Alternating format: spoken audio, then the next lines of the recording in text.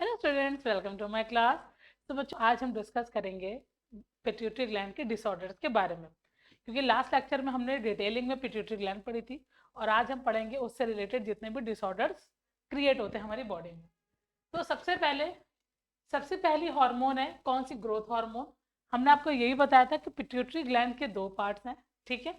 एक है आपका एडिनो हाइपोफाइसिस और एक है आपका न्यूरो हाइपोफाइसिस। तो जो हम जितनी भी हार्मोन्स डिस्कस करेंगे वो दोनों की करेंगे और दोनों के डिसऑर्डर्स भी डिस्कस करेंगे। सो अभी जो हम डिस्कस करने जा रहे हैं वो है ग्रोथ हार्मोन्स के डिसऑर्डर। तो देखो भाई, ग्रोथ हार्मोन एग्जैक्टली क्या करती है? हमारी बॉडी के सेल्स की ग्रोथ किस पर डिपेंड है? ग्रोथ हार्मोन पर डिपेंड है। अब अगर ग्रोथ हार्मोन वेल फंक्शनिंग नहीं करेगी तो उससे क्या प्रॉब्लम्स हमारी बॉडी में जनरेट होते हैं? तो सबसे पहले आपको देखना है कि अगर ग्रोथ हार्मोन का अमाउंट बॉडी में बहुत ज्यादा हो गया तो वहां पे बच्चों टर्म क्या यूज करेंगे हम? Hyper secretion. हाइपर का मतलब है कोई भी हार्मोन जब एक्सेसिव अमाउंट में हमारी बॉडी में सिक्रीट हो रही है तो उसको हम लोग बोलते हैं हाइपर। और किसी भी हार्मोन का लेवल अगर हमारे बॉडी में बहुत ज्यादा डाउन हो जाएगा, कम हो जाएगा, तो वहां पे बच्चों हम टर्म यूज करेंगे हाइपो। ठीक है। तो देखिए, hyper secretion of growth hormone, तो होगा क्या? हमारी बॉडी में एबनॉर्मल ग्रोथ होगी जिसकी वजह से दो डिसीजेज होंगी। पहली है गिगैंटिज्म और दूसरी है बच्चों एक्रोमेगली। अब ये भी मैं आपको बताती हूँ गिगैंटिज्म और एक्रोमेगली में क्या डिफरेंस है। जब आप ग्रोथ फेज में होगे, जब आप ग्रोइंग स्टेज में होगे, ठीक है, छोटे बच्चे होते हैं, बढ़ रहे होते हैं, उस टाइम पे अगर उनकी बॉडी में ग्रोथ हार्मोन का लेवल नॉर्मल से ज्यादा हो गया तो उस टाइम पे बच्चों की जो हाइट है वो बहुत ज्यादा बड़ी हो जाएगी। तो डिसीज को हम लोग क्या बोलेंगे? गिगैंटिज्म। ठीक है। बट अगर आप एडल्ट हो और फिर उस टाइम पे आपकी बॉडी में ग्रोथ हार्मोन का लेवल ज्यादा हो गया तो डिसीज को बोलेंगे एक्रोमेगली। ठीक है, क्लियर हुआ? तो अब दोनों में क्या है ये तो समझ में आ गया। अब अगर हाइपोसिक्रीशन होता है ग्रोथ हार्मोन में, वो भी चाइल्डहुड स्टेज में, तो ग्रोथ अचानक से बहुत ज्यादा कम हो जाती है, बच्चे बौने रह जाते हैं, उसको हम लोग बोलते हैं पिट्यूटरी डॉर्फिज्म। ठीक है, एंड सिमोंड डिसीज। सो हाइपोसिक्रेशन से बच्चों दो डिसीज कॉज हो रही है, पहली है डॉर्फिज्म और दूसरी है सिमोंड। क्लियर? ओके। अब नेक्स्ट है बच्चों प्रोपोर्शियनेट गिगैंटिज्म। अब ये क्या होता है? तो गिगैंटिज्म अभी हमने समझा है, क्या पढ़ा हमने? हमने आपसे कहा था कि जब चाइल्डहुड स्टेज में बॉडी में अगर हार्मोन का लेवल नॉर्मल से ज़्यादा हो जाएगा तो हमारी बॉडी में जितने भी ऑर्गन्स हैं उनकी एक्सेसिव ग्रोथ आपको देखने को मिलेगी, राइट? तो देखिए, hyper secretion during growth period. ठीक। ग्रोथ पीरियड दो होते हैं, पहला है चाइल्डहुड स्टेज और दूसरा है बच्चों एडोलसेंस। एडोलसेंस यहाँ पे सबको पता है 13 टू 15 की एज होती है, एडोलसेंस फेज होती है। ठीक है, उस टाइम पे जब बहुत ज़्यादा ग्रोथ हार्मोन का लेवल होगा आपकी बॉडी में तो आपकी बॉडी में एक्सेसिव ग्रोथ देखने को मिलेगी। हर एक बॉडी पार्ट्स में आपको एक्सेसिव ग्रोथ देखने को मिलेगी जिसका रिजल्ट होगा कि आपकी बॉडी जो है वो सिमेट्रिकली जाइंट बॉडी हो जाएगी। कैसी हो जाएगी? सिमेट्रिकली जाइंट बॉडी, बहुत मतलब आपकी हाइट बहुत ज्यादा इंक्रीज हो जाएगी। तो उस केस को हम लोग बोलते हैं प्रोपोर्शनेट गिगैंटिज्म। क्लियर है? जब आपकी बॉडी में ग्रोथ हार्मोन का लेवल चाइल्डहुड स्टेज में या एडोलसेंस स्टेज में बहुत ज्यादा हो जाएगा, एक्सेसिव सिक्रीशन होगा, तो आपकी बॉडी के जो पार्ट्स हैं वो बहुत ज्यादा एनलार्ज हो जाएंगे और इसी को हम लोग बोलते हैं प्रोपोर्शनेट गिगैंटिज्म। समझ में आया? फिर देखिए नेक्स्ट, अगला है नानिज्म और टेलियोसिस। अब ये एग्जैक्टली क्या है देखिए। अब ये जो डिसीज आप देख रहे हो ये बच्चों तभी कॉज होगी जब सिक्रेशन कैसा होगा? अंडर सिक्रेशन होगा, मतलब नॉर्मल से भी कम ग्रोथ हार्मोन जब बॉडी में प्रोड्यूस हो रही है उस केस में जो ग्रोथ है वो बहुत ज्यादा कम हो जाएगी और उसी ग्रोथ को हम लोग क्या बोलते हैं? नैनिज्म और टीलियोसिस। ठीक है। देखिए अगला पॉइंट यही बोल रहा है, growth of all organ is retarded. आपके ऑर्गन्स की जो ग्रोथ है वो भी रिटार्ड हो जाएगी, रुक जाएगी, कम हो जाएगी। बोन्स की जो ग्रोथ है वो भी कम हो जाएगी एट देयर एपिफाइजियल एंड स्टॉप। जिस एंड से हमारी जो बोन्स हैं वो बहुत ज़्यादा इंक्रीज होती हैं, बढ़ती हैं, वहां पे ग्रोथ रुक जाएगी तो बोन्स का साइज जो है वो एनलार्ज नहीं हो पाएगा और जो हाइट है वो बहुत ज़्यादा कम हो जाएगी, ग्रोथ जो है वो रुक जाएगी। उसी केस को हम लोग बोलते हैं नैनिज्म और टेलियोसिस। ठीक है, clear? So this pituitary dwarfism is called nanism, और इसी ड्वार्फिज्म को बच्चों हम लोग क्या बोलते हैं, नैनिज्म और टेलियोसिस। ठीक है, द ड्रॉप और कॉल्ड, अब जितने भी बच्चे ड्रॉप होते हैं, बौने होते हैं, उनको हम लोग बोलते हैं माइगेट्स। क्या बोलते हैं बच्चों, माइगेट्स। अब माइगेट्स का मतलब क्या होता है, फिजिकली एंड मेंटली वो बच्चे नॉर्मल होते हैं, ध्यान से सुनिएगा, फिजिकली और मेंटली वो बच्चे कैसे होते हैं, नॉर्मल होते हैं, बट सेक्सुअल मैच्योरिटी उन बच्चों में बहुत ज्यादा डिले हो जाती है, इसीलिए उन बच्चों को हम लोग क्या बोलते हैं, माइगेट्स। क्लियर।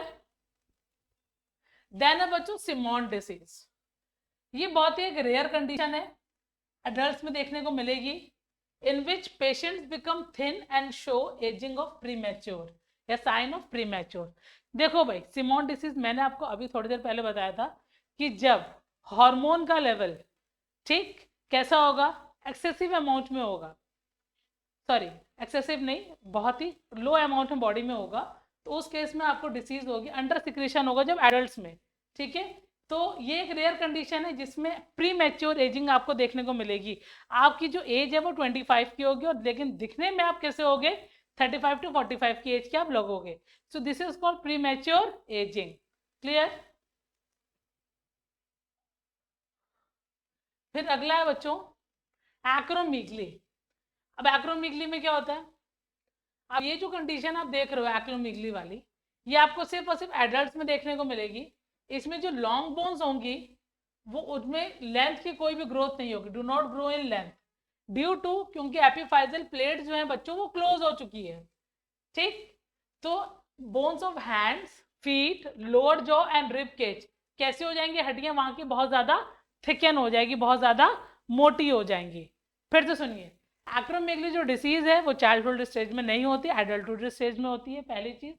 दूसरा, इस केस में जितनी भी हमारी लंबी हड्डियां लॉन्ग बोन्स हैं वो ग्रो नहीं कर रही हैं। क्यों नहीं ग्रो कर रही, क्योंकि जो एंड से एपिफाइजल प्लेट के वो क्लोज हो चुके हैं, जिसकी वजह से जो बोन्स है हैंड्स की, फीट की, लोअर जॉ हमारा जबड़ा, और रिब केज जिसमें हमारे लंग्स फिट होते हैं, ठीक, वहां की जो आपको बोन्स दिखेंगे वो कैसी दिखेंगी, बहुत ज्यादा थिक एंड मोटी दिखेंगी। Simultaneously, eyelids, lips, tongue, nose, chin ये enlarge हो जाएंगे। कैसे हो जाएंगे बच्चों, enlarge हो जाएंगे। Sole, palm and forehead become wrinkled, इनमें झुर्रियां आपको देखने को मिलेगी। स्किन बहुत ज्यादा थिक हो जाएगी और wrinkled हो जाएगी, देखने में थोड़ी सी फ्लफी लगेगी। फ्लफी को ही बोलते हैं हिरियोटिज्म। क्लियर। तो ये सारे आपको सिम्टम्स देखने को मिलेंगे एक्रोमीगली वाले पेशेंट में। कॉन्सिक्वेंटली द बॉडी बिकम्स अगली, दिखने में आपकी बॉडी बहुत ही अजीबोगरीब लगेगी, या कह सकते हैं गोरिल्ला लाइक आपका अपीयरेंस होगा। ठीक, इसी को हम लोग बोलते हैं डिसप्रोपोर्शनेट गिगैंटिज्म। थोड़ी देर पहले हमने पढ़ा था प्रोपोर्शनेट गिगैंटिज्म, आपको याद होगा। अभी हम यहाँ पे क्या पढ़ रहे हैं, डिसप्रोपोर्शनेट गिगैंटिज्म, क्योंकि इसमें हाफ जो बॉडी है, कुछ कुछ बॉडी के पार्ट्स है वो इनलार्ज हो रहे हैं, और कुछ बॉडी के पार्ट से वहां की ग्रोथ क्या रुक गई है, बॉडी बहुत ज्यादा थिक हो गई है। सो ऐसी ग्रोथ को बच्चों हम लोग क्या बोलेंगे, डिसप्रोपोर्शनेट गिगैंटिज्म, और बच्चों इसी को हम लोग बोलते हैं एक्रोमीगली। ये डिसीज आपको मोस्टली मिलेगी मेन में और रेयर मिलेगी विमेन में। ठीक है, देन सो ग्रोथ हार्मोन हमने पूरा कंप्लीट पढ़ लिया है। ठीक है, अब हम पढ़ेंगे सेकेंड हार्मोन जो पिट्यूटरी रिलीज करती है, जिसका नाम है थायराइड स्टिमुलेटिंग हार्मोन। इसी का अनदर नेम है थायरोट्रोपिन, और हम इसको बोलते हैं टीटीएच, और बोलते हैं हम टीएसएच। ठीक है, सो ये 4 नेम्स हैं, किसी भी नाम से क्वेश्चन पुटअप हो सकता है एग्जाम में। तो देखिए, सबसे पहली चीज, अब ये जो हार्मोन आपको दिख रही है थायराइड स्टिमुलेटिंग हार्मोन, तो सबसे पहला क्वेश्चन अराइज होता है कि this hormone is secreted by which part of pituitary? Your answer is adenohypophysis. ठीक है, सो ये जो हार्मोन है उसको पिट्यूटरी के कौन से पार्ट में रिलीज किया है, आप कहोगे एडिनोहाइपोफाइसिस। ठीक है, अब इसका मेन फंक्शन क्या है, तो आप कहोगे मेन फंक्शन है कि ये जो हार्मोन है निकली तो पिट्यूटरी से जाएगी थायराइड ग्लैंड के पास, क्योंकि नाम में आपको समझ में आ रहा है कि कहाँ जाएगी, अपना मोड ऑफ एक्शन शो करने के लिए थायराइड ग्लैंड के पास। और थायराइड ग्लैंड को क्या करेगी बच्चों, ये स्टिमुलेट करेगी, ताकि थायराइड ग्लैंड कौन से हार्मोन निकाले, थायरॉक्सिन। और ये हार्मोन हमारी बॉडी में मेन फंक्शन करती है आयोडीन लेवल को मेंटेन। क्या करती है? Maintenance of iodine level. तो ये है मेन फंक्शन किसका? टीएसएच का। निकलती कहाँ से है? पिट्यूटरी ग्लैंड के एडिनो एपोफाइसिस वाले रीजन से, जिसको हम लोग बोलते हैं एंटीरियर पिट्यूटरी। फिर निकलने के बाद ये कहाँ जाएगी? थायराइड ग्लैंड के पास। थायराइड ग्लैंड को स्टिमुलेट करेगी ताकि वो कौन सी हार्मोन रिलीज करे? थायरॉक्सिन। एंड देन थायरॉक्सिन हमारी बॉडी में एग्जैक्टली क्या करता है? बहुत सारे फंक्शन करता है, अभी आप देखोगे, बट उसका जो मेन फंक्शन है वो है मेंटेन आयोडीन लेवल। ठीक है, समझ में आया? तो ये था पूरा का पूरा शॉर्ट बेसिस। आप देखो डिटेलिंग फटाफट। तो TSH stimulate thyroid gland to secrete thyroxine, पहला पॉइंट क्लियर। दूसरा, TSH help in almost all step of the thyroid hormone synthesis. सबसे पहली चीज, TSH जो है वो हेल्प करती है कि थायराइड ग्लैंड के अंदर थायराइड हार्मोन्स प्रॉपरली सिंथेसाइज हो और उसके बाद प्रॉपर ग्रोथ भी हो थायराइड ग्लैंड की। तो उसके पीछे कौन रिस्पॉन्सिबल है? TSH। Secretion of TSH is stimulated by thyrotropin releasing factor. अब ये भी आपको मैंने बताया था कि सबसे पहले TSH जो एंटीरियर पिट्यूटरी रिलीज आउट कर रही है, उसके पीछे कौन है? हाइपोथैलेमस। बताया था। सो हाइपोथैलेमस क्या रिलीज कर रहा है? Thyrotropin releasing factor. तो मैं यहां मेंशन कर दे रही हूं, अगर फ्लो चार्ट आप बनाओगे। सो हाइपोथैलेमस ने क्या सिक्रेट किया बच्चों? हाइपोथैलेमस ने सिक्रेट किया है थायरोट्रोपिन रिलीजिंग फैक्टर, मतलब TRF। और TRF ने स्टिमुलेट किया है किसको? एडिनो एपोफाइसिस को। Then stimulated thyroid gland, then releases thyroxine hormone to maintain iodine level in our body, right?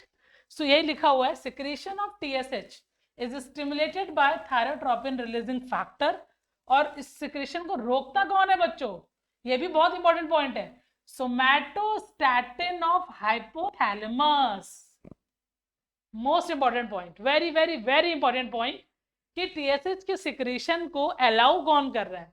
तो TSH रिलीज हो रहा है क्योंकि स्टिमुलेट करा thyrotropin releasing factor, released by hypothalamus. Okay, but अगर हमारी बॉडी में TSH के लेवल ने ऑलमोस्ट अपना फंक्शन डन कर लिया है, तो उसके प्रोसेस को रोकेगा भी कौन? Somatostatin of hypothalamus. तो रिलीजिंग फैक्टर अलग है, रोकने वाला फैक्टर अलग है। फिर देखिए disorder of TSH। Hyposecretion of TSH leads to thyroid atrophy. ठीक है, अगर TSH हार्मोन बहुत ज्यादा लेस अमाउंट में हमारी बॉडी प्रोड्यूस कर रही है, तो जिसका रीजन ये है कि आगे चल के हमारे जो थायराइड ग्लैंड है वो एट्रोफाइड हो जाएगा, मतलब धीरे धीरे फंक्शन लेस होगा, वो बहुत ही कम फंक्शन परफॉर्म करेगा।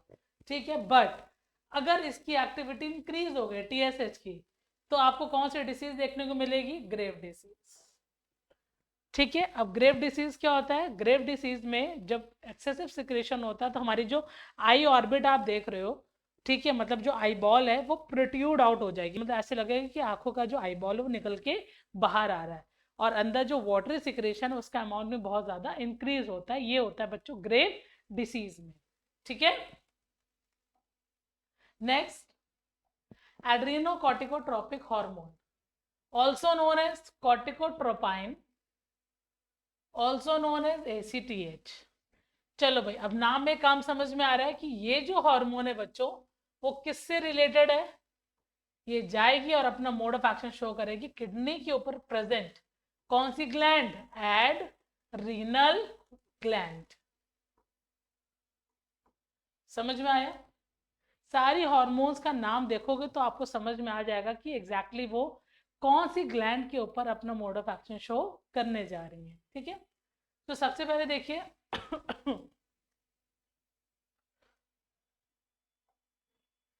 एक डायग्राम देखिए पहले, ये मैंने ड्रॉ किया है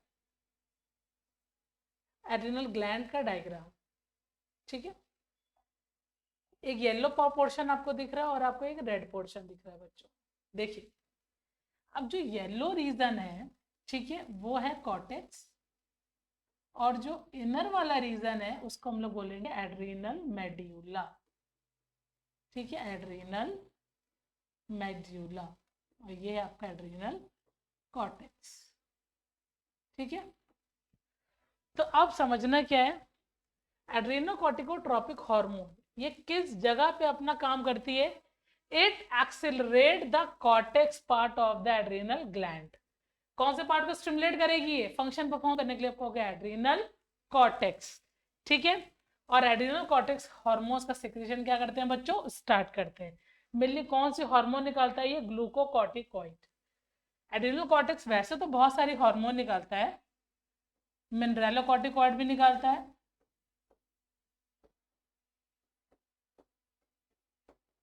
ग्लूकोकॉर्टिकॉइड भी सिक्रीट आउट करता है,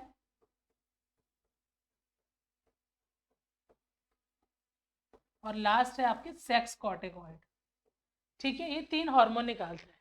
बट ACTH का जो सिक्रीशन है, जब वो स्टिमुलेट करेगा एड्रेनल कॉर्टेक्स को, तब कौन सी हार्मोन निकलेगी, आपको हो गया मिनरलोकॉर्टिकॉइड। ठीक, इतना क्लियर, सॉरी ग्लूकोकॉर्टिकॉइड। ठीक, अब ये हमारी बॉडी में बेसिकली जो रिस्पॉन्सिबल है वो ग्लूकोज की मेटाबॉलिज्म के लिए रिस्पॉन्सिबल है। क्लियर। फिर आपका डिसऑर्डर ऑफ ACTH, अब ये क्या है, देखो hyper secretion of ACTH leads to rheumatoid arthritis. अगर सिक्रीशन ACTH का बहुत ज्यादा होगा तो हमारी बॉडी में जो डिसीज होगी उसको बच्चों क्या बोलेंगे, रिमेटॉइड अर्थराइटिस।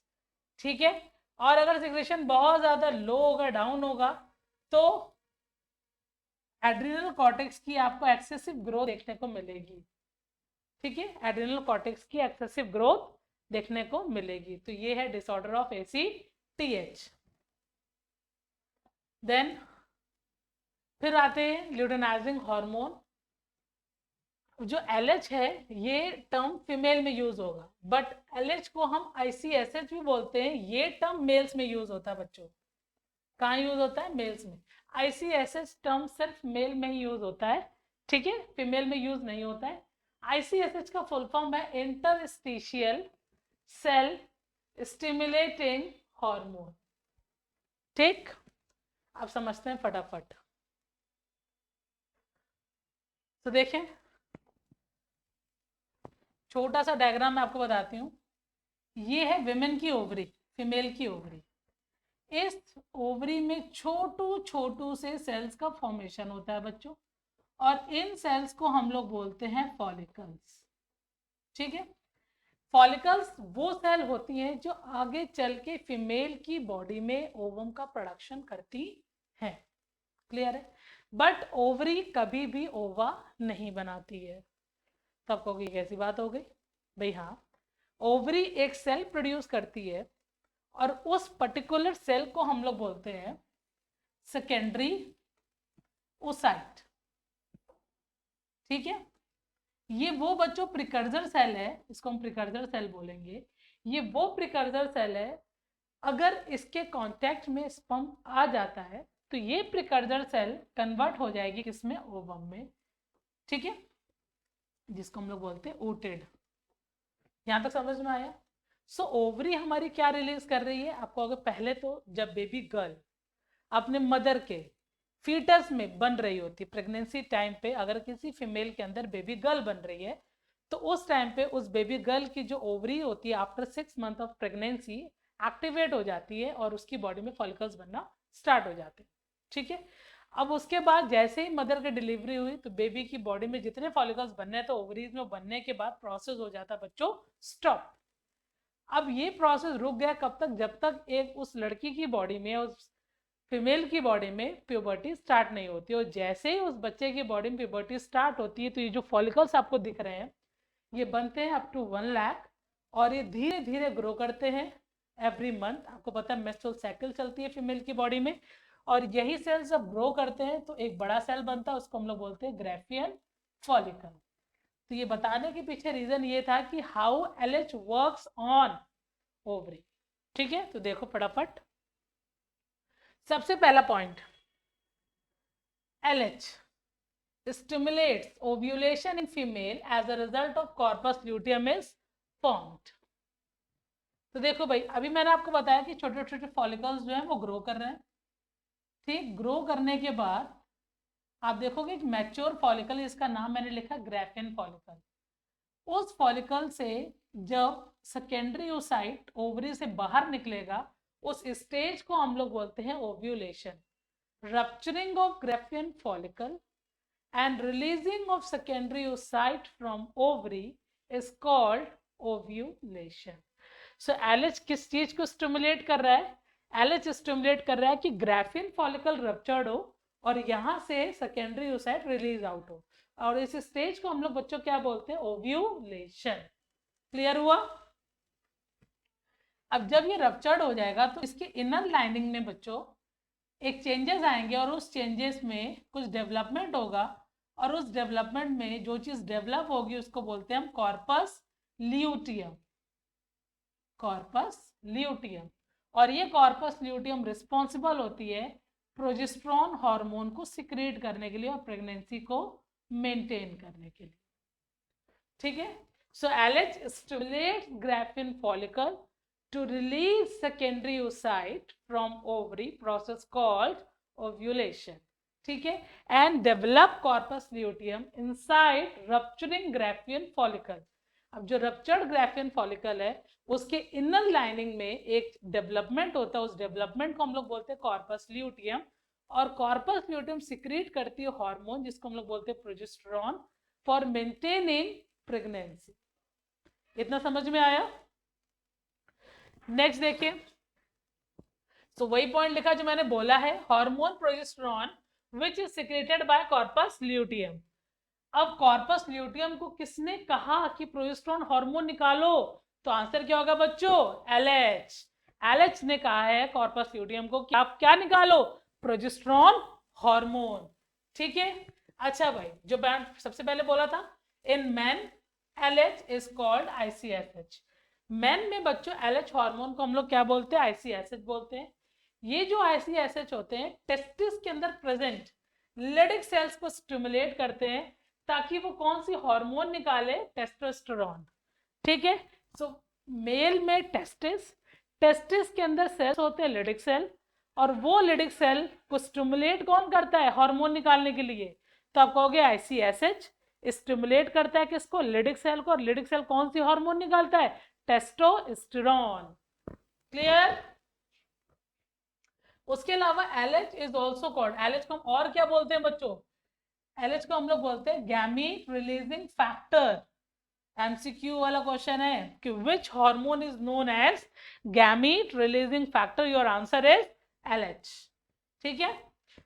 अब FSH एंड LH ये दोनों हार्मोन जो हैं, अगर इनको जोड़ दो आपस में तो बन जाता है गोनाडोट्रोपिक हार्मोन। क्या बन जाता है? Gonadotropic hormone. क्लियर?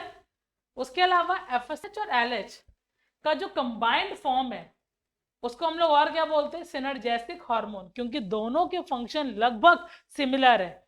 क्या फंक्शन है? कि ओवरी में जाना है, फॉलिकल्स को स्टिमुलेट करना है ताकि ओव्यूलेशन हो, कॉर्पस ल्यूटियम का डेवलपमेंट हो, फिर प्रोजेस्टेरोन हार्मोन का सिक्रीशन हो ताकि प्रेगनेंसी फुल्ली फॉर्म हो पाए। क्लियर? इसीलिए FSH और LH का जो सिक्रीशन है वो लगभग फंक्शन जो है वो सिमिलर है, इसीलिए इनको हम लोग बोलते हैं सिनर्जेटिक हार्मोन। क्लियर? अब जो गोनाडोट्रोपिक हार्मोन है ना बच्चों, FSH और LH, ये फीमेल की बॉडी में या मेन की बॉडी में कब सिक्रीट होते हैं? कहोगे at the time of puberty. ठीक है? और इसके सिक्रीशन को कौन रेगुलेट करता है? हाइपोथैलेमस। सो गोनाडोट्रोपिन रिलीजिंग हार्मोन को डायरेक्टली इनडायरेक्टली कौन रेगुलेट कर रहा है? आप कहोगे हाइपोथैलेमस। क्लियर? इजी है? चलो नेक्स्ट। अब आता है, हमने LH पढ़ ली, अब आता है फॉलिकल स्टिमुलेटिंग हार्मोन FSH। अब जो FSH टर्म है ना वो मेल में भी कॉमन यूज होगा और फीमेल में भी कॉमन यूज होगा। ठीक है? देखो तो देखो इसमें आ गया, it is secreted mail and female both. Clear? अगर मेल में बात करें तो FSH को किस चीज को प्रमोट करता है? स्पर्मेटोजेनेसिस। बच्चों जेनेसिस का मतलब होता है फॉर्मेशन। कहीं पे भी जेनेसिस वर्ड आ जाए आप समझ लो किस चीज की बात हो रही? फॉर्मेशन की। अब आगे क्या लिखा है? स्पर्मेटो मीन्स फॉर्मेशन ऑफ स्पर्म। ठीक है? तो मेल्स में जो FSH हार्मोन है वो कौन से प्रोसेस को प्रमोट कर रही है? कहोगे formation of sperm. Clear? And normal functioning of seminiferous tubule. ठीक है, क्लियर। फीमेल्स की बात करें तो किसको प्रमोट कर रही है? फॉर्मेशन ऑफ ओवा, फॉर्मेशन ऑफ ओवा, ठीक है, and development of Graafian follicle in ovary, वो भी आपने अभी पढ़ा है। सो एफएसएच को हम लोग क्या बोलते हैं? गैमेटोकाइनेटिक फैक्टर बोलते हैं। क्या बोलते हैं बच्चों? गैमेटोकाइनेटिक फैक्टर। क्लियर। ईस्ट्रोजन हार्मोन कौन सिक्रेट करता है? आप कहोगे ग्राफियन फॉलिकल। अब इसके ऊपर भी किसका इफेक्ट पड़ता है? कहोगे बाय एफएसएच। तो ग्राफियन फॉलिकल ने जो हार्मोन रिलीज करी है उसके पीछे प्रिकर्सर कौन है? आप कहोगे एफएसएच। Is it? चलो भाई, फिर हम पढ़ेंगे डिसऑर्डर ऑफ गोनाडोट्रोपिक। देखो ध्यान से, हाइपोसिक्रेशन ऑफ आईसीएसएच। अगर मेल्स में आईसीएसएच का सिक्रेशन बेटा कम होगा, बहुत ज्यादा कम होगा, तो मेल में जो एक्सटर्नल जेनेटेलिया है उसके डेवलपमेंट अफेक्ट पड़ेगा। Impaired development of external genitalia. अब मेल का एक्सटर्नल जेनेटेलिया क्या है? आप कहोगे पेनिस। क्लियर। तो उस पर आपको इफेक्ट देखने को मिलेगा। And LH result in sterility. और अगर एलएच का अमाउंट कम हुआ तो कौन सी डिसीज होगी? आप कहोगे स्टेरिलिटी इन फीमेल्स। फीमेल जो होंगी वो स्टेराइल हो जाएगी, not able to produce a child, conceived a child. ठीक है।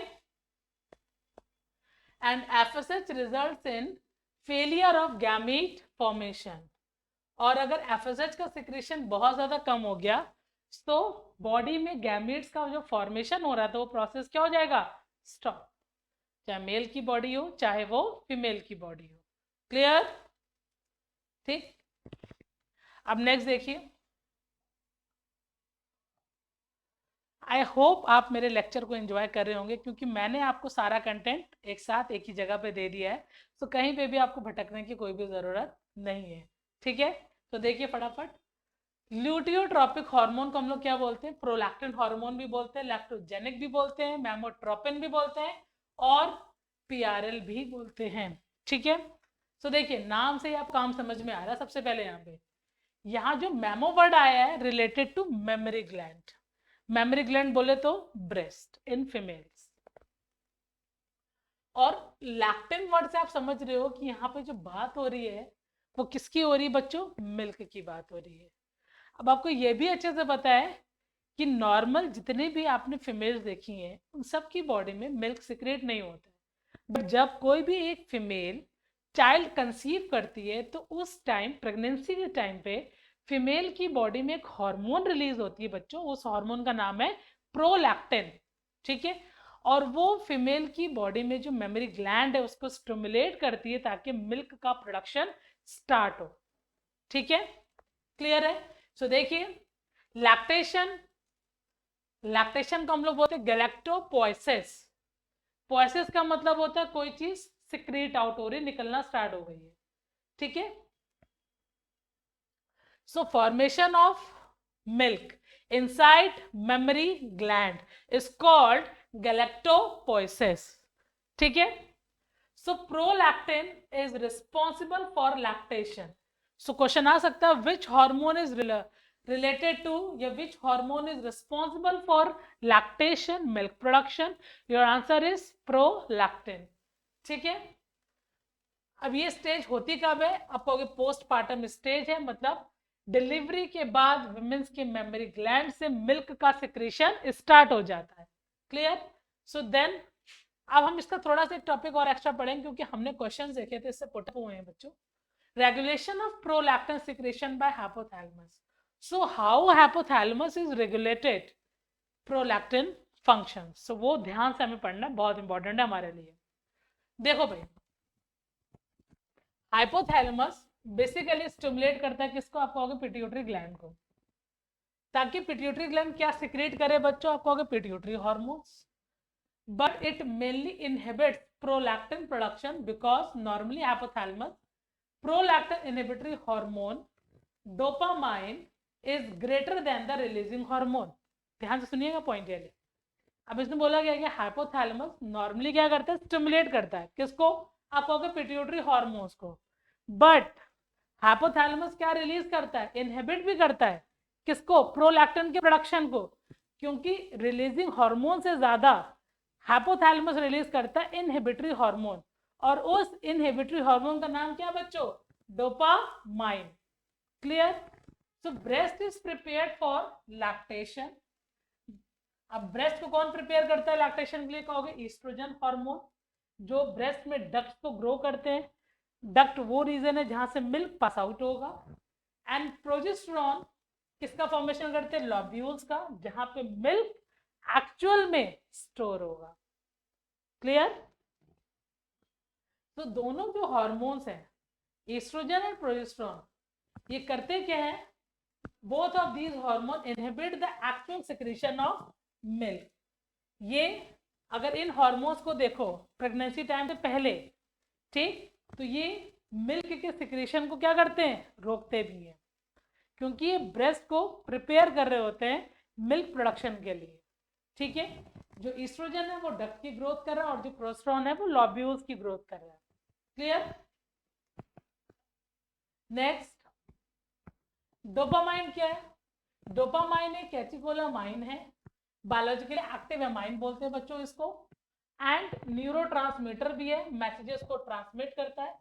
तो ये हाइपोथैलेमस इसको सिक्रीट करता है और ये मिल्क के प्रोडक्शन को रोक देता है, इनहिबिट्स लैक्टेशन। ठीक। So after expulsion of the placenta, जैसे ही पार्टुरेशन होता है, means child birth, parturition means child birth. So जैसे ही बच्चों चाइल्ड बर्थ होता है, प्लेसेंटा बाहर आता है, तो फिर abrupt decline in circulating oestrogen and progesterone level. तो हमारी बॉडी में, फीमेल की बॉडी में, ईस्ट्रोजन का लेवल, प्रोजेस्टेरॉन का लेवल ऑटोमेटिकली कम हो जाता है, प्रोलैक्टिन का लेवल अप हो जाता है, जिसकी वजह से ब्रेस्ट का कोई भी सप्रेशन पॉइंट नहीं होता, उसको मिल्क सिक्रीट करना ही करना होता है। क्योंकि अभी हमने क्या पढ़ा, ईस्ट्रोजन और प्रोजेस्टेरॉन क्या करते हैं, लैक्टेशन को, मतलब मिल्क प्रोडक्शन को रोकते हैं। बट आफ्टर डिलीवरी, फीमेल की डिलीवरी होने के बाद, फीमेल के ब्लड में ईस्ट्रोजन का लेवल, प्रोजेस्टेरॉन का लेवल बहुत ज्यादा डाउन होता है और प्रोलैक्टिन का लेवल बहुत ज्यादा अप हो जाता है, जिसकी वजह से हमारी बॉडी में मिल्क का प्रोडक्शन स्टार्ट हो जाता है। क्लियर। तो ब्रेस्ट फीडिंग को स्टिमुलेट कौन सी हार्मोन करती है, कहोगे prolactin hormone. Prolactin inhibits the action of GnRH. Prolactin exactly करता क्या है, जब प्रोलैक्टिन हार्मोन का बेटा लेवल बॉडी में बहुत ज्यादा होता है, तो जीएनआरएच काम करना बंद कर देता है, means no FSH and LH function.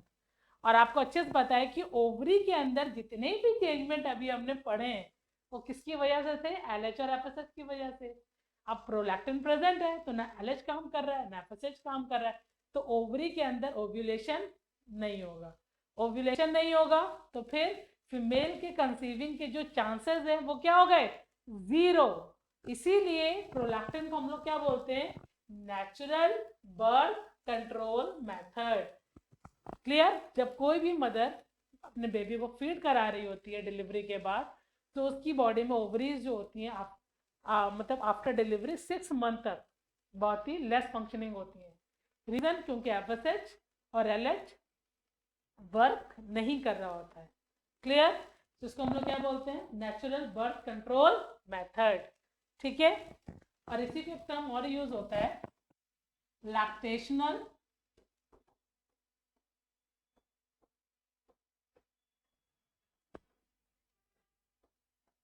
एमेनेरिया। ठीक है। क्लियर। नेचुरल बर्थ कंट्रोल को हम लोग लैक्टेशनल एमेनेरिया भी बोलते हैं। क्लियर। फिर हम पढ़ेंगे डिसऑर्डर ऑफ प्रोलैक्टिन।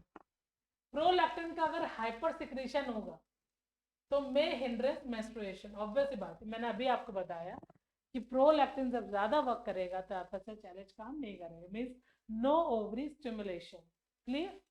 ओवरी में कोई मतलब चेंजेस नहीं आ रहे हैं। दूसरी चीज, ब्लड में एस्ट्रोजन और प्रोजेस्टेरॉन का लेवल भी डाउन हो जाता है, तो मेंस्ट्रुअल साइकिल स्टॉप हो जाती है। तो डिलीवरी के बाद आप समझ लो 6 मंथ तक, अप टू 6 मंथ मेंस्ट्रुएशन में हिंड्रेंस रहती है, नहीं होते मेंस्ट्रुएशन, ठीक है। दूसरा, मे कॉज इम्पोर्टेंसी, स्टेरिलिटी भी कॉज करती है कभी कभी ये hormone. In pigeons and dogs it stimulate the epithelial cell of crop in both male and female to secrete pigeon milk for nutrition of newly hatched infant. अब ध्यान से सुनना ये बात, आपने पिजन्स में देखा होगा, पिजन्स की बॉडी में एक स्टमक के ऊपर एक रीजन होता है, उसको हम लोग बोलते हैं क्रॉप, एक पाउच होता है, उसके अंदर की जो एपिथेलियम लाइनिंग होती है ना, एपिथेलियल सेल्स की जो लाइनिंग होती है, ये लाइनिंग बच्चों क्या सीक्रेट करती है, ये लाइनिंग जो है ये सीक्रेट करती है हार्मोन, और उस हार्मोन से मिल्क का प्रोडक्शन क्या होता है, स्टार्ट, किसमें, पिजन्स में और डक्स में, फिर इसको हम लोग बोलते हैं पिजन मिल्क। फिर आगे देखिए, देन है आपका मेलानोसाइट स्टिमुलेटिंग हार्मोन। देखो अब ये भी हमने पढ़ा था, हमने आपसे बताया था कि एडेना एपोफाइसिस में पार्स डिस्टालिस, पार्स नर्वोसा और पार्स इंटरमीडिया पढ़े थे हमने। और उस टाइम हमने ये भी आपको बताया था कि जो पार्स इंटरमीडिया वाला रीजन है वो एम्बेडेड है किसके अंदर, पार्स डिस्टालिस के अंदर। तो ये जो आपका पार्स इंटरमीडिया है वो कौन से हार्मोन रिलीज करता है, आप कहोगे melanocyte stimulating hormone. Most important point याद रखिएगा, ठीक है। In man MSH is secreted by anterior lobe. MSH is also called intermedin. MSH को बच्चों हम लोग इंटरमेडिन भी बोलते हैं। अब इसका मेन फंक्शन क्या है, मेन फंक्शन है इसका कि स्किन को, ह्यूमंस की स्किन को कलर देना, ठीक। बट अभी भी और फंक्शन इसके स्टिल डाउट में है, क्योंकि ये मैमल्स की बॉडी में मेलानिन पिगमेंट बनाता है। कौन सा पिगमेंट बनाता है, मेलानिन पिगमेंट, और मेलानिन पिगमेंट हमारे स्किन के टेक्सचर को क्या करता है, कलर देता है। तो इसको रेगुलेट कौन सी हार्मोन करता है, MSH। और MSH को प्रोड्यूस कौन करता है, आप कहोगे पार्स इंटरमीडिया। क्लियर। तो MSH जो है बेसिकली सारे वर्टिब्रेट से प्रोड्यूस होती है, but it is more effective in lower vertebrates. But इसका एक्चुअल में फंक्शन आपको जो देखने को मिलेगा वो लोअर वर्टिब्रेट्स में ज्यादा देखने को मिलेगा, मेलानिन का मतलब MSH का। देन अब ये जो आपकी MSH हार्मोन है is related with change in the colour of skin in amphibians and reptiles. तो एम्फीबियंस में जो स्किन का कलर चेंज होता है, रेप्टाइल्स में जो स्किन का कलर चेंज होता है, वो कौन सी हार्मोन से रिलेटेड है बच्चों, MSH से रिलेटेड है। और इसी कलर चेंजिंग फिनोमिनन को हम लोग क्या बोलते हैं, मेटाक्रोसिस। क्या बोलते हैं, मेटाक्रोसिस in amphibians and reptiles. Clear. दूसरा, अगर मेलानिन पिगमेंट हमारी बॉडी में ज्यादा निकल आया तो हमारे स्किन का जो कॉम्प्लेक्शन है वो बहुत ज्यादा डार्क हो जाएगा, ठीक। अब ये जो पॉइंट हम डिस्कस कर रहे हैं बहुत इंपॉर्टेंट है, ध्यान से सुनिएगा। जस्ट अपोजिट टू इट हमारी बॉडी में एक पीनियल ग्लैंड है जिसको हम लोग बोलते हैं पीनियल बॉडी। क्लियर। अब ये जो पीनियल बॉडी है वो कौन सी हार्मोन निकालती है, मेलाटोनिन, जो बिल्कुल अपोजिट काम करती है किसके, MSH के। क्या करती है, collects the melanin pigment at one place, thus fairing the complexion of skin. तो हमारा जो स्किन का कॉम्प्लेक्शन फेयर हो रहा है वो किसकी वजह से हो रहा है, आप कहोगे मेलाटोनिन हार्मोन की वजह से हो रहा है। और ये हार्मोन कौन सिक्रेट करता है, आप कहोगे पीनियल ग्लैंड। ठीक है, समझ में आ गया।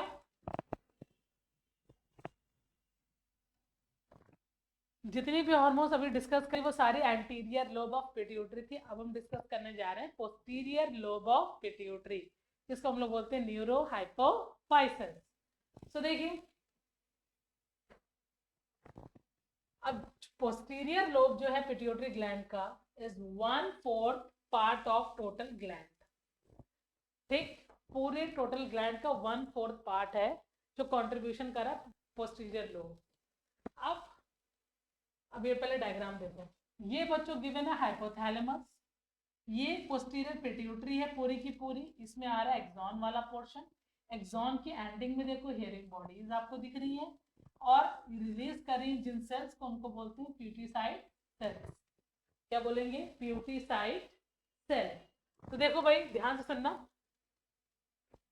So posterior lobe is act like a nervous tissue because in it terminal ends of the axon of neurosecretory cells of hypothalamus are swollen. अब देखो भाई, अब ये जो आपको रीजन दिख रहा है एक्सॉन वाला, ये एंटर कर रहा पोस्टीरियर लोब में, हाइपोथैलेमस से होता वो कहाँ पे एंटर कर रहा है, पोस्टीरियर लोब में, और इसके जो एंडिंग रीजन है वो स्वेलन है, और उस रीजन को हम लोग स्वेलन रीजन को क्या बोलते हैं, हियरिंग बॉडीज। और ये जो हियरिंग बॉडीज क्या रिलीज करती हैं, आप कहोगे हार्मोन्स। क्या रिलीज करती है ये, हार्मोन्स, ठीक है।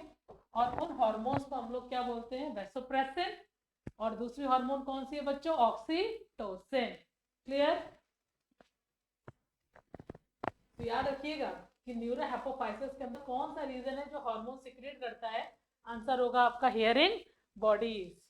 और हियरिंग बॉडीज एंटर कहां से करिए, क्योंकि एक्सॉन के एंडिंग रीजन पे स्वेलन बॉडीज होती हैं, उसको हम हियरिंग बॉडीज बोलते हैं, ठीक है। Then there are some large branched fatty neuroglial supporting cells in between axon that are called pituitary, जो अभी आपने देखे थे। posterior pituitary hormone जो हैं are not synthesized in the gland itself but they are synthesized in the supraoptic nucleus and paraventricular nucleus of hypothalamus. So posterior pituitary hormone खुद नहीं बनाता है, याद रखिएगा ये बात। ये हार्मोन्स का जो प्रोडक्शन है वो हाइपोथैलेमस में कौन से रीजन में होता है, सुप्रा optic nucleus and para ventricular nucleus of hypothalamus. ये दो रीजन है हाइपोथैलेमस के जो न्यूरो हाइपोफाइसिस से निकलने वाली हार्मोन्स का प्रोडक्शन करते हैं। क्लियर। पहली है बच्चों ADH, also known as vasopressin. अब ये मेनली कहाँ काम करती है, किडनी में। किडनी के कौन से पोर्शन में काम करती है, आप कहोगे नेफ्रॉन के अंदर एक पोर्शन होता है, इसको बोलते हैं डीसीटी। डीसीटी पे करते क्या है, रीअब्जॉर्प्शन ऑफ इलेक्ट्रोलाइट्स, ठीक है। मेन फंक्शन होता है डायूरेसिस को रोकना, बार बार यूरिन को आने से रोकना। बट अगर एडीएच ने काम करना परमानेंटली बंद कर दिया किसी भी बॉडी में, तो डिसीज कॉज होगी डायबिटीज इंसिपिडस। फिर से सुनिए, ADH hormone is released by posterior pituitary. Clear. अब ये हार्मोन कहाँ पे अपना मोड ऑफ एक्शन शो करती है, आप कहोगे किडनी के अंदर। किडनी की यूनिट को बच्चों हम लोग क्या बोलते हैं, नेफ्रॉन, ठीक है। अब वो जो नेफ्रॉन है उसके अंदर आप पढ़ोगे तो पीसीटी आएगा, डीसीटी आएगा, लूपा फैनले आएगा। सो डीसीटी में प्रेजेंट होती है, लगी होती है एडीएच, और मेन फंक्शन क्या होता है, reabsorption of water and electrolytes, ताकि डायूरेसिस को होने से हम रोके, बार बार यूरिन को आने से हम रोके, ठीक है। बट अगर किसी की बॉडी में परमानेंटली एडीएच काम करना बंद कर देती है, उस केस में उस पर्सन में एक डिसीज कॉज होती है, और डिसीज को बोलते हैं डायबिटीज इंसिपिडस। क्लियर है इतना। तो जो पॉइंट मैंने बोले हैं वो सारे पॉइंट यहाँ पे लिखे हुए हैं। अब देखिए हाइपोसिक्रेशन ऑफ एडीएच, अगर एडीएच बहुत ही कम अमाउंट में सिक्रेट होगा तो सबसे पहले डिसीज है diabetes insipidus, also known as tasteless urine और ड्रिंकर्स डिसीज, ठीक है, which is characterized by polyuria, diluted urine, urine का लेवल बहुत बढ़ जाता है बच्चों, बॉडी में डिहाइड्रेशन कॉज होता है, एक्सेसिव प्यास लगती है, उसको पॉलीडिप्सिया बोलते हैं, और बीपी बहुत ज्यादा लो हो जाता है, ठीक। दूसरा, intake of coffee, tea and excess alcohol, ये भी आपकी बॉडी में एडीएच के लेवल को डाउन कर देता है। Secretion of ADH is maximum में, सबसे ज्यादा एडीएच किन में काम करता है, डेजर्ट्स फौना में, डेजर्ट्स एनिमल में, जैसे कैमल, कैंगरू, रैट, ठीक है। हाइपर सिक्रेशन ऑफ एडीएच, अगर एडीएच का लेवल बहुत ज्यादा हाई हो गया तो डाइल्यूशन ऑफ ब्लड, आपका जो ब्लड है वो बहुत पतला होने लग जाता है, and increases concentration of urine and दस ब्लड प्रेशर इंक्रीजेस। तो ये प्रॉब्लम्स आती है अगर एडीएच का लेवल हाई होता है तो, और ये प्रॉब्लम तब आती है जब एडीएच का लेवल लो होता है, ठीक। क्लियर। फिर है ऑक्सीटोसिन, जिसको बच्चों हम लोग बोलते हैं पिटोसिन, पीटती हार्मोनियरी बहुत सारी। चलो देखो, अब पिटोसिन क्या है, नाम से समझ में आ रहा होगा कि ऑक्सीटोसिन को हम लोग बोलते हैं parturition hormone. Labour pain female की बॉडी में जनरेट करती है, इसको हम चाइल्ड बर्थ हार्मोन भी कहते हैं, क्योंकि ये तभी सिक्रेट आउट होती है हमारी बॉडी से जब हमें डिलीवरी करनी होती है, मतलब बेबी को बॉडी से बाहर आना होता है, उस टाइम पे हमारी बॉडी कौन सी हार्मोन निकालती है, ऑक्सीटोसिन। ठीक है, so it stimulates the fast rapid contraction and expansion of non striated muscle of the uterine wall at the last moment of gestation period. Due to this uterine contraction, labor pain starts just before childbirth. आप समझो ये है आपका uterus और ये बन रहा है बच्चों बेबी, इसको निकलना है यहाँ से बाहर। अब उस केस में जो ये रीजन आपको दिख रहा है, इस रीजन में ऑक्सीटोसिन अपना काम करेगा, तो ये रीजन हो जाएगा एक्सपैंड, क्योंकि मसल्स यहाँ की हो रही बहुत ज्यादा कॉन्ट्रैक्ट, और फिर परफॉर्म होगा चाइल्ड बर्थ। ठीक है, so this hormone secreted by pituitary gland of mother, ये हार्मोन सिर्फ मदर्स की बॉडी से निकलती है at the time of delivery. Clear, और ये जो हार्मोन्स है यही क्रिएट करते हैं कॉन्ट्रैक्शन यूट्रस की वॉल्स में। कब कब करते हैं कॉन्ट्रैक्शन, पहला तो पार्टिकुलेशन पढ़ लिया है, दूसरा मेटिंग के टाइम पे भी, जिसको हम लोग बोलते हैं कॉप्यूलेशन और बोलते हैं कोइटस। तो मेटिंग के टाइम पे भी ये जो हार्मोन है ये अपना काम करती है। ठीक, और मेल की बॉडी में सीमेन को क्या करती है, स्वीप करती है और कहाँ पहुंचाती है, फैलोपियन ट्यूब्स में। ठीक है, समझ में आया? चलो भाई, देन ऑक्सीटोसिन हार्मोन को हम लोग और क्या बोलते हैं, मिल्क लेट डाउन हार्मोन भी बोलते हैं। क्यों बोलते हैं भाई, क्योंकि ये जो हार्मोन्स होते हैं ये मायो एपिथेलियल सेल्स, मायो मतलब बच्चों हो गया मसल, मसल की जो एपिथेलियल सेल्स है present at all the side of the alveoli of memory gland. Memory gland mother की जो ब्रेस्ट वाला रीजन होता है उसमें एल्वेलाइज होते हैं, और उसके एपिथेलियल सेल, एल्वेलाई की जो एपिथेलियल सेल्स है उसमें कॉन्ट्रैक्शन क्रिएट करता है ताकि मिल्क बाहर निकले, इसीलिए इस हार्मोन को हम लोग मिल्क लेट डाउन हार्मोन भी बोलते हैं। ठीक है, इन फीमेल्स में जो हार्मोन है वो related with emotion, even thought, cry और साउंड ऑफ बेबी। आपने देखा होगा जितने मदर्स बच्चों को पैदा करती हैं उनके बाद जब उनके बच्चे रोते हैं बहुत ज़्यादा, तो मदर की बॉडी में रोने की आवाज़ सुन के ऑक्सीटोसिन रिलीज होना स्टार्ट होता है, और फिर मिल्क का प्रोडक्शन और तेजी से क्या होता है, इंक्रीज हो जाता है मदर्स की बॉडी में। Clear, so injection of oxytocin are initiates cow. आपने देखा होगा जितने भी चट्टे होते हैं जहाँ पे दूध वगैरह मिलता है, तो वहाँ पे जो दूध निकालने वाला ग्वाला होता है वो करता क्या है, इंजेक्शन लगाए, तो हम लोग बोलते हैं हम लोग इंजेक्शन वाला दूध नहीं लेंगे। तो वो जो इंजेक्शन लगाता है वो क्यों लगाता गाय भैंसों के, ताकि उनकी बॉडी से इंस्टेंट मिल्क रिलीज होना स्टार्ट हो जाए। समझ में आया? इसलिए जितने भी दूध निकालने वाले लोग होते हैं वो करते क्या, गाय भैंसों के इंजेक्शन लगा देते ताकि मिल्क का जो सिक्रीशन है वो इंस्टेंट स्टार्ट हो जाए। ठीक है, क्लियर? सो अब हम सॉल्व करेंगे आज का पजल बॉक्स। ठीक है,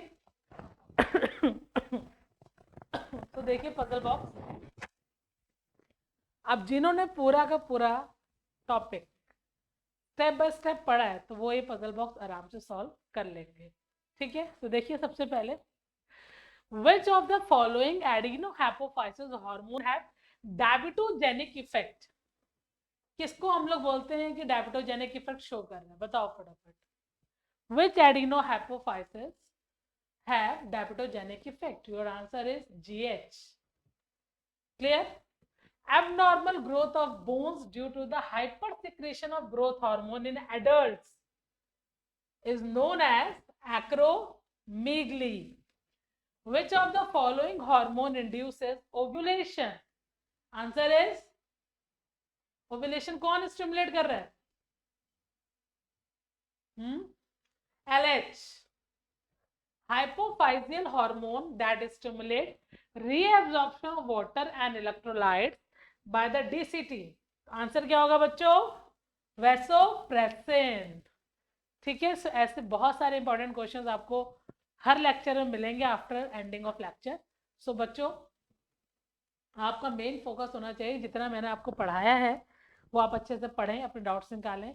सो अगर आपको मेरा लेक्चर अच्छा लगा हो तो please like share subscribe my channel. Thank you for watching. Bye bye, जल्दी मिलेंगे फिर से।